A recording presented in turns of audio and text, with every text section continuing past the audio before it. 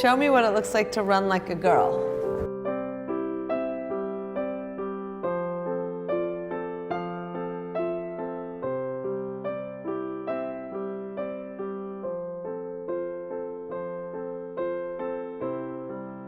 She argued strongly that television has a negative impact on women in a two-part article written for TV Guide in 1964.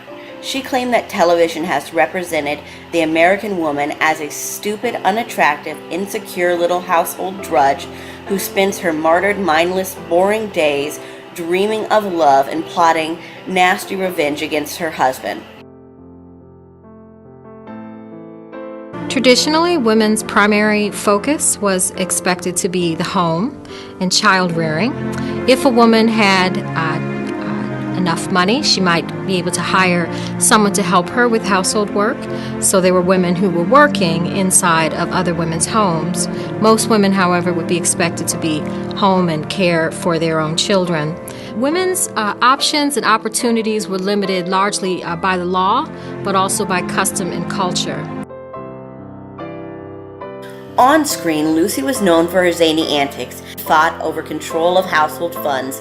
Even though Lucy often won, in the end, the power was slanted more towards the man. Hello, Ricky, baby. Hi.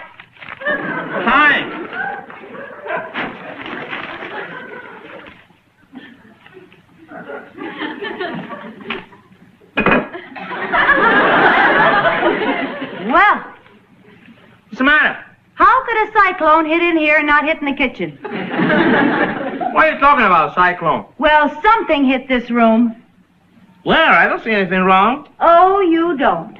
Would you mind telling me, please, what all these clothes are doing here in the living room? Oh, that's where I took them off. Would you put them away from me there?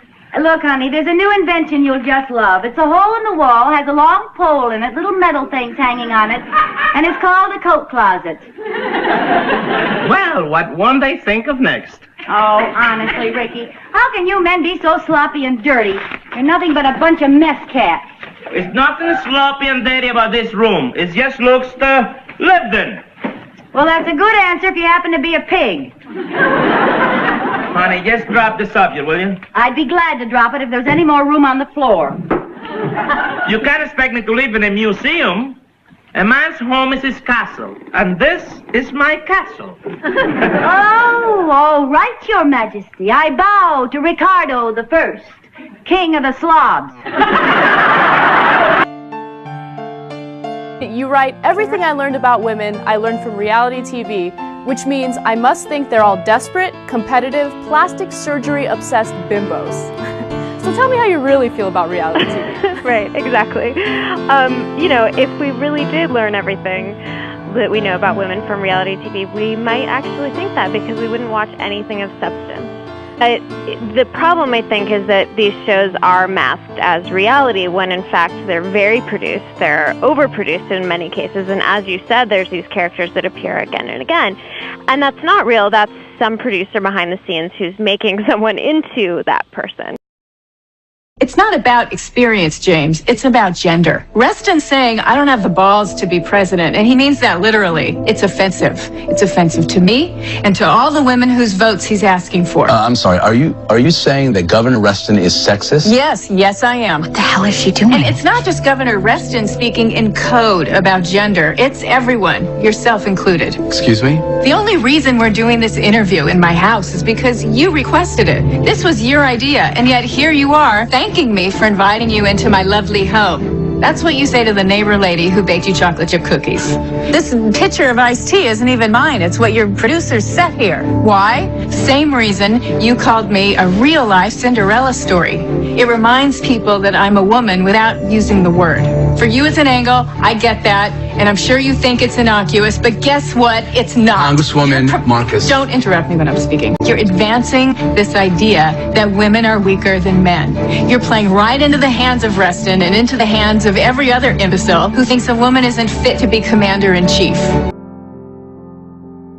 Sometimes what seems small, like just saying, oh, like you run like a girl, it's just words.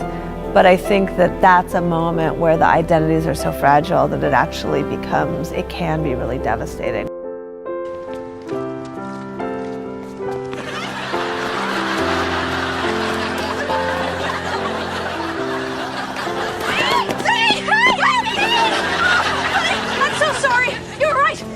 great. See? And you don't care if people are staring. It's just for a second, because then you're gone. If you're doing it right, it doesn't matter what they say. I mean, yes, I kick like a girl, and I swim like a girl, and I walk like a girl, and I wake up in the morning like a girl because I am a girl. And that's not something that I should be ashamed of. So I'm going to do it anyway.